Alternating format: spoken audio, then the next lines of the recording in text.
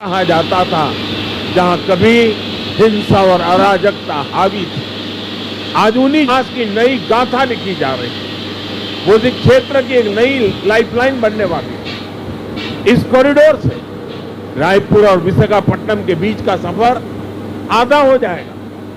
6 लेन की ये सड़क धमतरी की धान बेल्ट, कांकेर की बॉक्साइट बेल्ट और कोड़ा गांव के हस्तशिल्प की समृद्धि को देश के अन्य हिस्सों में जोड़ने का प्रमुख मार्ग बनेगी। और मुझे इसकी एक और खास बात बहुत अच्छी लगी। ये सड़क वन्य जीव क्षेत्र से गुजरेगी, इसलिए इसमें वन्य जीवों की सहूलियत के लिए टनल और एनिमल पासेज भी बनाए जाएंगे। दिल्ली राजहरा से जगदलपुर रेल लाइन हो, अंतागढ़ से रायपुर के लिए सीधी ट्रेन सेवा हो, इससे भी यहाँ के दूर सुदूर के क्षेत्रों में आना जाना और आसान हो जाएगा। साथियों, भारत सरकार का कमिटमेंट है कि जहाँ प्राकृतिक संपदा है वहीं नए अवसर बने, वहीं ज्यादा से ज्यादा उद्योग लगे।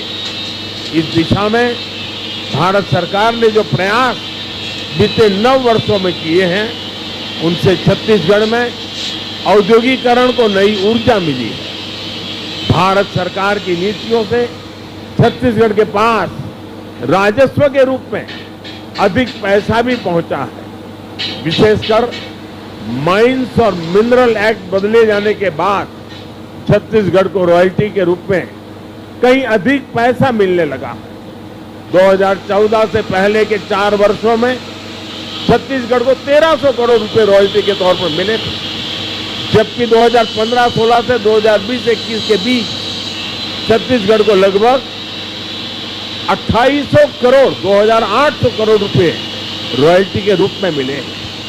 डिस्ट्रिक्ट मिनरल फंड की राशि बढ़ने से उन जिलों में विकास का काम तेज हुआ है जहां खनिज संपदा, बच्चों के लिए स्कूल हो, पुस्तकालय हो, सड़कें हो, पानी की व्यवस्था हो, ऐसे ही कितने ही कामों में अब डिस्ट्रिक्ट मिनरल फंड का पैसा खर्च हो रहा है।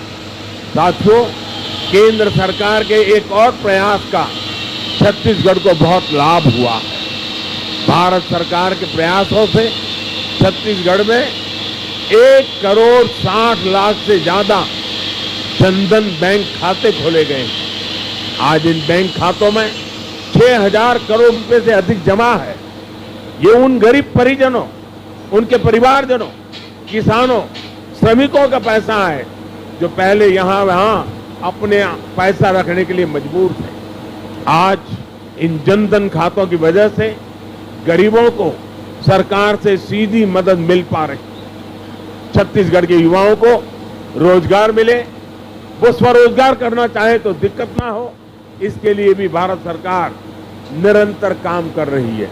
मुद्रा योजना के तहत 40,000 करोड़ रुपए से अधिक की मदद छत्तीसगढ़ के युवाओं को दी गई है। ये पैसे भी बिना गारंटी को दिए गए।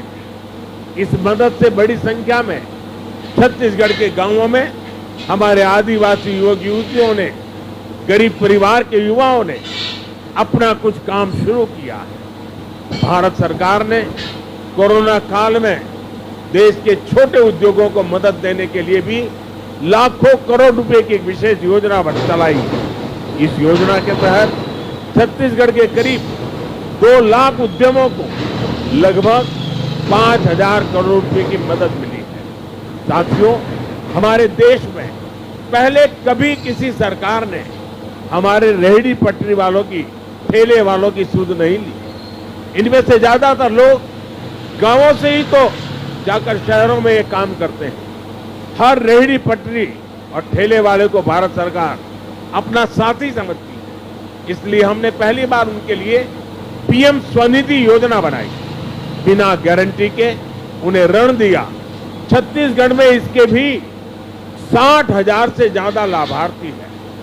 गांवों में मनरेगा के तहत भी पर्याप्त रोजगार मिले, इसके लिए भी छत्तीसगढ़ को 25,000 करोड़ रुपए से ज्यादा भारत सरकार ने दिए। भारत सरकार का ये पैसा गांवों में श्रमिकों की जेब में पहुंचा है।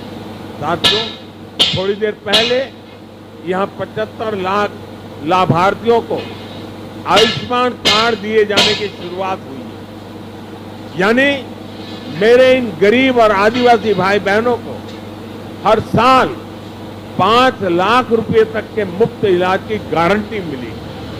छत्तीसगढ़ के 1,500 से ज्यादा बड़े अस्पतालों में वो अपना इलाज करा सकते हैं।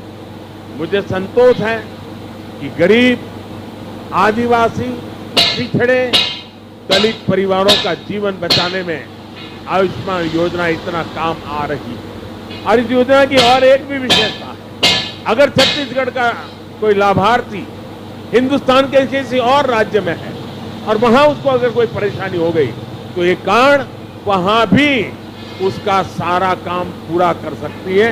इतनी ताकत इस कार्ड में है। मैं आपको विश्वास दिलाता हूं कि भारत सरकार इसी सेवा भाव से छत्तीसगढ़ के हर परिवार की सेवा करती रहेगी। एक बार फिर आप सभी को इन विकास कार्यों के लिए बहुत बहुत बधाई देता हूं, बहुत बहुत शुभकामनाएं देता हूं। धन्यवाद।